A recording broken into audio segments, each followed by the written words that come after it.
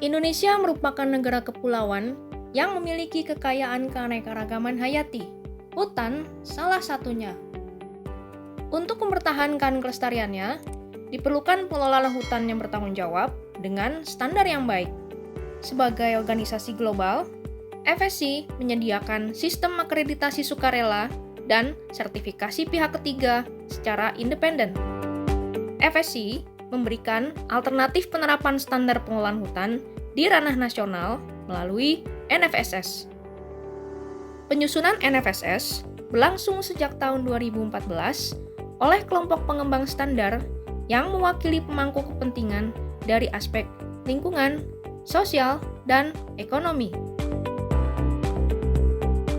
NFSS disusun untuk menyelaraskan prinsip dan kriteria FSC yang berlaku global dengan konteks dan praktek pengelolaan hutan terbaik Indonesia. Untuk menerapkan pengelolaan kelestarian hutan yang bertanggung jawab, dibutuhkan implementasi prinsip sebagai berikut. Prinsip 3. Hak-hak masyarakat adat.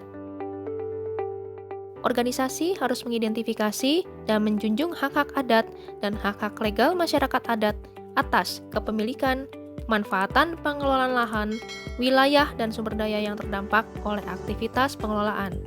Prinsip ini terdiri dari 6 kriteria dan 18 indikator yang harus dipenuhi oleh pengelola sebagai berikut. Organisasi mengakui dan menjunjung tinggi hak masyarakat adat. Keberadaan masyarakat adat harus diidentifikasi untuk memastikan hak akses dan pemanfaatan, hak dan kewajiban adat, serta areal yang diperebutkan apabila ada. Organisasi harus mengidentifikasi serta melindungi situs budaya, ekologi, ekonomi, dan agama. Organisasi pengelola mengakui dan menjunjung tinggi hak masyarakat adat. Bila ada pelimpahan kontrol wilayah adat, maka harus dilakukan melalui Padiatapa atau dikenal juga dengan FPIC. Perjanjian pelimpahan kendali berisi lama perjanjian, negosiasi ulang dalam pembaruan, penghentian, dan syarat ketentuan lainnya. Organisasi memberikan kompensasi yang adil dari setiap pengetahuan tradisional yang digunakan atau dimanfaatkan. Prinsip 4. Hubungan masyarakat. Organisasi harus berkontribusi untuk mempertahankan atau meningkatkan kesejahteraan sosial dan ekonomi masyarakat setempat. Prinsip ini terdiri dari 8 kriteria dan 23 indikator yang harus dipenuhi pengelola sebagai berikut.